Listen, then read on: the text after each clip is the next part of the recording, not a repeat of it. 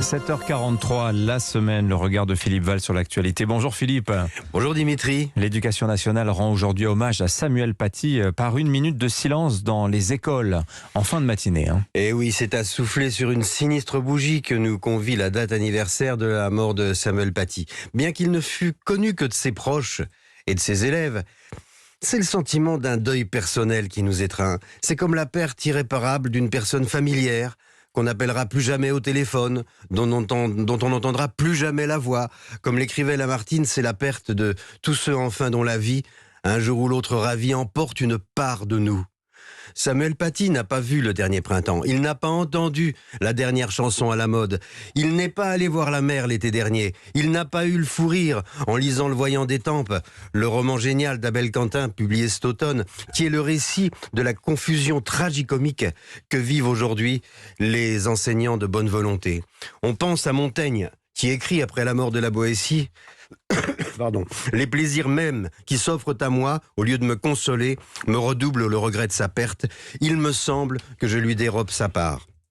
Ces derniers jours, Samuel Paty n'a pas pu entendre Robert Badinter prendre la parole à l'Assemblée nationale et au Panthéon pour commémorer l'abolition de la peine de mort. À 93 ans, il jette toutes ses forces dans la bataille pour nous faire aimer la vie et pour refuser qu'un être humain s'arroge le droit d'en couper un autre en deux pour quelque raison que ce soit. Et pourtant, alors même que 107 États dans le monde ont aboli la peine capitale, Samuel Paty a été condamné à mort non par une décision judiciaire criminelle, mais par une décision religieuse, comme ont été condamnés à mort les journalistes de Charlie Hebdo. Robert Badinter a chassé la peine de mort par la porte de l'Assemblée nationale. Elle est revenue par les égouts des réseaux sociaux et la propagande islamiste. Philippe, on pouvait penser qu'après ce drame, la condamnation sans condition serait unanime. Mais oui, mais un an après la décapitation de Samuel Paty, on peut lire ça et là des études et des tribunes toutes plus déprimantes les unes que les autres.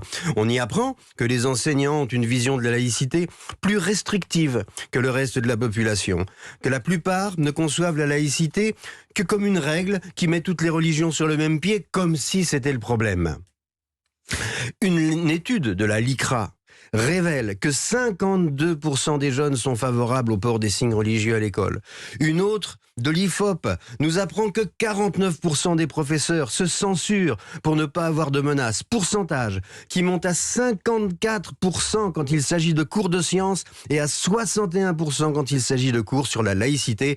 Et je n'ai pas trouvé le pourcentage concernant les cours sur la Shoah. J'ai une étude sur la religion au travail. On en parlera tout à l'heure avec Hakim El Karoui à 8h15. Est-ce qu'on peut croire que tous ces chiffres que vous venez de donner, Philippe, sont le reflet de convictions mûrement réfléchies? Mais non, mais pas du tout. Ces chiffres, à coup sûr, ne révèlent aucune conviction personnelle. Ils sont la traduction de la peur ressentie par la population scolaire face au danger que représente la revendication religieuse. Devant la multiplication des accidents comme celui récent de Comble-la-Ville, on peut les comprendre. Mais est-ce qu'il ne s'agit que de peur, franchement, Philippe? Non, il ne s'agit pas que de la peur. Parce qu'il y a pire. Le pire dans l'abjection, ce sont les discours hypocrites et démagogiques qui désormais assimilent la laïcité à un outil de la domination capitaliste blanche contre les racisés opprimés. Mais d'où sont nés les droits de l'enfant et la si récente émancipation des femmes, sinon de la laïcité? Samuel Paty ne faisait que son métier d'enseignant laïque. Vouloir accommoder la laïcité, c'est vouloir améliorer la coque du bateau en y perçant un trou. Inutile de faire semblant d'en douter. Ce sont les femmes et les enfants qui, les premiers, feront naufrage. C'est parce qu'ils voulaient éviter cette catastrophe que Samuel Paty est mort et qu'il nous manque.